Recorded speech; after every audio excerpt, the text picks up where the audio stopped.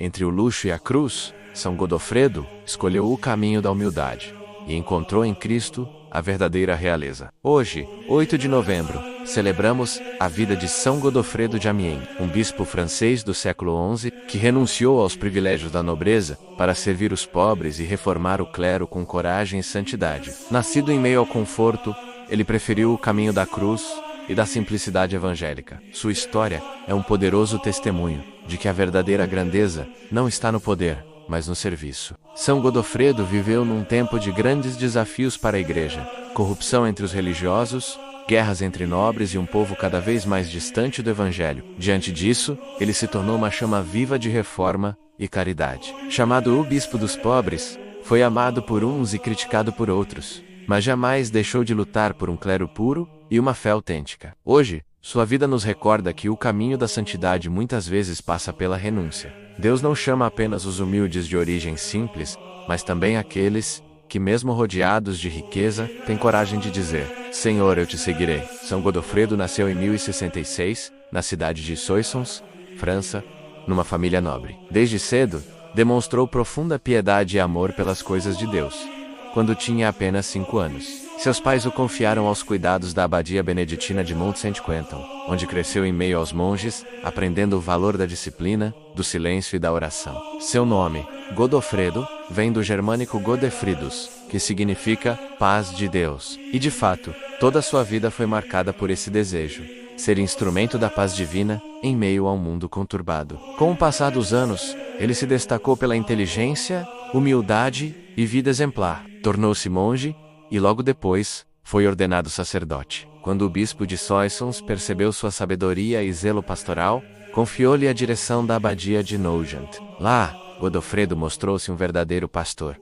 Reformou a vida dos monges, restaurou a liturgia, cuidou dos doentes e reconstruiu a fé do povo. Conta-se que, quando chegou à abadia, o lugar estava em ruínas, não apenas fisicamente, mas espiritualmente. Os monges haviam relaxado na observância e o povo vivia sem direção. Com paciência e firmeza, Godofredo trouxe de volta o fervor religioso. Trabalhava ao lado dos operários, partilhava o pão com os pobres e nunca aceitava luxo pessoal. Seu exemplo começou a atrair vocações e a inspirar até mesmo nobres a buscarem uma vida mais piedosa. Durante mais de 20 anos, viveu nesse mosteiro com simplicidade e paz. Mas Deus tinha planos ainda maiores para ele. Em 1104, a sé episcopal de Amiens ficou vaga. O clero e o povo pediram ao Papa que nomeasse Godofredo como bispo, reconhecendo nele um homem justo e santo. Mas ao receber a notícia, ele chorou. Sabia o peso do cargo e temia perder a humildade que conquistara entre os monges.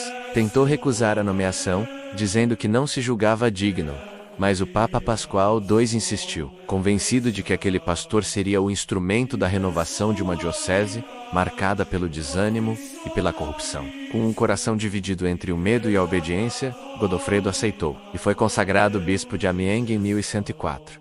Logo em seus primeiros dias mostrou a que veio. Proibiu o comércio dentro das igrejas, combateu os abusos dos poderosos, exigiu que os sacerdotes vivessem em castidade e buscou restaurar a fé do povo através da pregação e do exemplo. Sua firmeza, porém, incomodou muita gente. Alguns o chamavam de duro demais, enquanto outros o veneravam como um santo ainda em vida. Godofredo, no entanto, não agia por glória, mas por amor a Cristo e à Igreja. Ele costumava dizer: prefiro ser odiado por corrigir do que amado por ser cúmplice do erro. E, de fato, não tinha medo de enfrentar a nobreza local. Denunciava as injustiças e se recusava a participar de banquetes luxuosos, preferindo visitar os doentes e os pobres. Seu palácio episcopal era simples, e muitas vezes o próprio bispo era visto carregando lenha para aquecer os necessitados durante o inverno. Um dos traços mais marcantes de São Godofredo era sua caridade silenciosa. Ele acreditava que a esmola verdadeira não é apenas a moeda dada,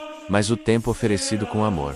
Certa vez, um mendigo bateu à sua porta em plena noite fria. O bispo, que já havia deitado levantou-se, deu-lhe abrigo e lavou seus pés. No dia seguinte, o homem havia desaparecido, e no chão, deixara apenas um perfume doce, sinal de uma presença divina. Também se contam milagres ligados à sua oração. Um ano, uma terrível seca ameaçou destruir as colheitas da região. O povo, desesperado, pediu que o bispo o rezasse. Godofredo reuniu todos na catedral, pediu perdão pelos pecados e ergueu as mãos aos céus. No mesmo dia, uma chuva suave começou a cair, e os campos voltaram a florescer, mas seu maior milagre foi o exemplo de vida. Ele não se deixava corromper pelo poder, e sempre dizia: o bispo deve ser o primeiro a se converter, antes de exigir a conversão dos outros.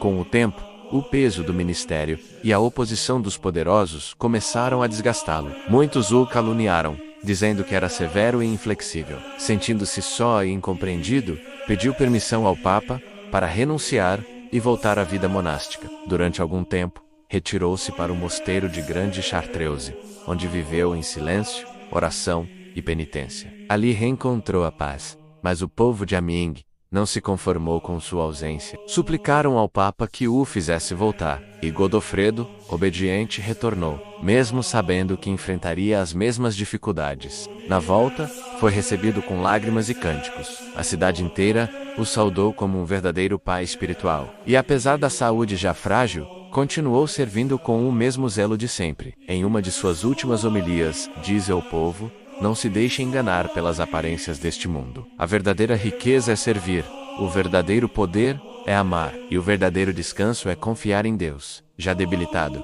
São Godofredo sentia que sua hora se aproximava. Retirou-se novamente para o mosteiro de Saint-Crépin, em Soissons, onde desejava morrer como simples monge. Ali, em 8 de novembro de 1115, entregou sua alma a Deus, cercado pelos irmãos e recitando o Salmo 23. O Senhor é meu pastor, nada me faltará. Logo após sua morte, começaram a ocorrer milagres em seu túmulo. Doentes eram curados, pessoas em desespero recuperavam a paz, e peregrinos de toda a França vinham rezar diante de suas relíquias. Poucos anos depois, a Igreja o reconheceu oficialmente como santo, e seu culto se espalhou rapidamente pela Europa. São Godofredo de Amiens permanece como símbolo da reforma interior da Igreja, uma santidade que nasce do serviço e da verdade, em tempos de escândalos e desânimo. Ele nos recorda que cada cristão é chamado à conversão pessoal e à fidelidade ao Evangelho. Seu exemplo inspira bispos, padres e leigos a viverem, com autenticidade e coragem, buscando sempre a vontade de Deus acima das conveniências humanas. Ele também é modelo para quem busca equilíbrio entre oração e ação. Era homem de profunda contemplação, mas não fugia do mundo. Amava o povo, defendia os pobres e denunciava a injustiça. Seu testemunho mostra que a santidade não está em fugir da responsabilidade, mas em cumpri-la com amor. Hoje, muitos cristãos o invocam como protetor dos governantes e dos que exercem autoridade, para que usem o poder com sabedoria e humildade. Quem quiser ser o maior entre vós, seja aquele que serve. Frase inspiradora: a verdadeira realeza é servir a Deus com um coração puro. São Godofredo de Amiens, reflexão prática. A vida de São Godofredo nos provoca a olhar para dentro. Será que também nós buscamos o poder, o prestígio e o reconhecimento, em vez do serviço humilde? Ele nos convida a revisar nossas intenções, a purificar nossa fé e a lembrar que Deus vê o que fazemos no escondido. Hoje, ofereça seu trabalho, suas dores e suas alegrias como um serviço de amor. Não importa se o mundo não reconhece, Deus vê e abençoa cada gesto sincero. Oração curta. Senhor, que concedeste a São Godofredo a graça de servir com humildade e coragem, ensina-nos a colocar o amor acima de toda ambição. Dá-nos um coração puro e fiel, para que também nós sejamos sinais do Teu reino neste mundo. Por Cristo, nosso Senhor. Amém. Se esta mensagem tocou o seu coração, curta, comente, compartilhe e inscreva-se. Abaixo algumas indicações de livros e produtos que podem ajudar você a aumentar a sua fé. Vamos juntos espalhar a luz de Cristo, que o exemplo dos santos fortaleça a sua fé e ilumine o seu caminho.